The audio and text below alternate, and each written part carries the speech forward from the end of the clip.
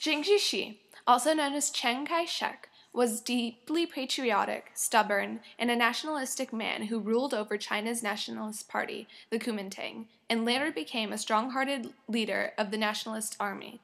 Fighting against the communists, who also sought to control China, Jiang stuck to his ideals and made sure China didn't become like Russia, a communist government with much destruction and chaos.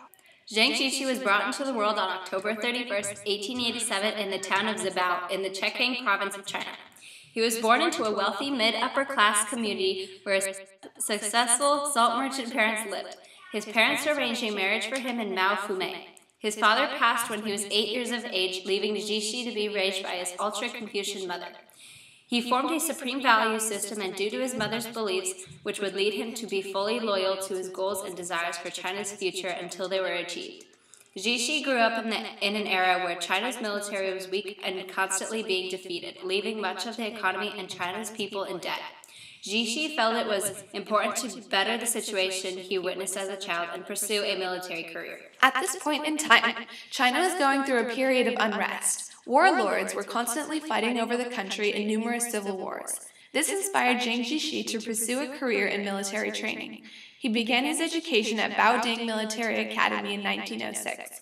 From there, he decided to go to another school in Japan for Chinese students called the Imperial Japanese Academy in 1907. There, he became interested in and part of a movement to overthrow the Qing dynasty and make China its own republic. It was also in this academy that Jiechi became interested in the precursor of the Kuomintang, or Nationalist, Party of China. He attended the academy until 1911. When the Wuchang Uprising happened back in China, Jiechi decided to return to his home country. There, Jiechi became part of a group that intended to overthrow the Qing dynasty for good and establish a Republic of China. Many people believe that Jiang's first act of violence was committed around that time, where he murdered a member of the Revolutionary Alliance that opposed Sun Yat-sen and Jiang Qimei, his good friend and mentor. Soon, the Zhihe Revolution was at hand, a rebellion that sought to forever expunge the Qing dynasty from rule.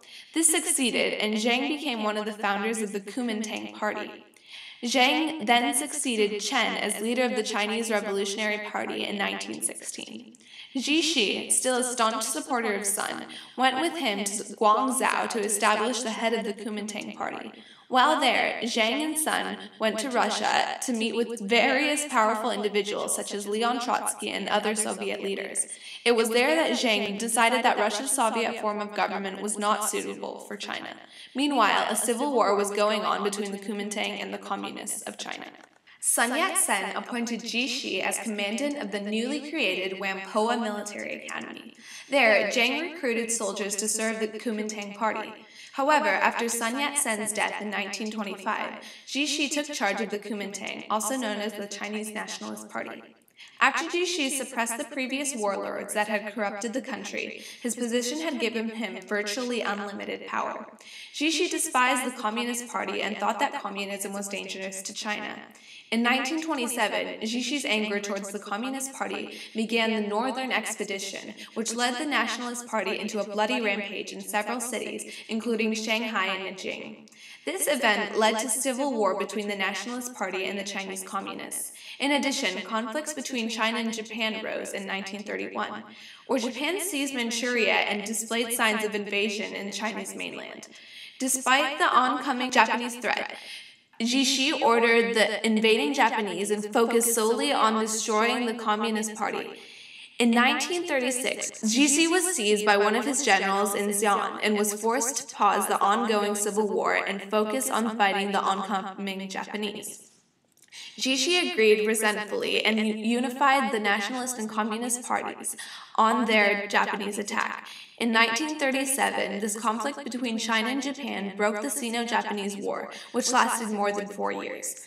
Gunfire continued until China was joined by the Allies, with exception of the Soviet Union, and forced Japan to surrender. As fighting between Japan and China ended, the relationship between the communists and the Kuomintang died as well. In 1946, civil war continued, and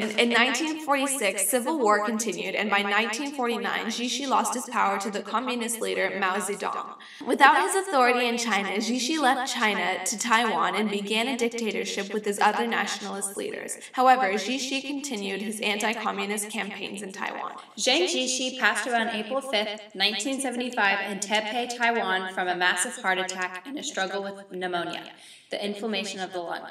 He was 87 and died from renal failure by cardiac malfunction. Chiang Kai-shek, leader of the peoples of Free China on the island of Taiwan, heads the celebration of the 50th anniversary of the overthrow of the Manchu dynasty. 11 million Chinese, strong with their dream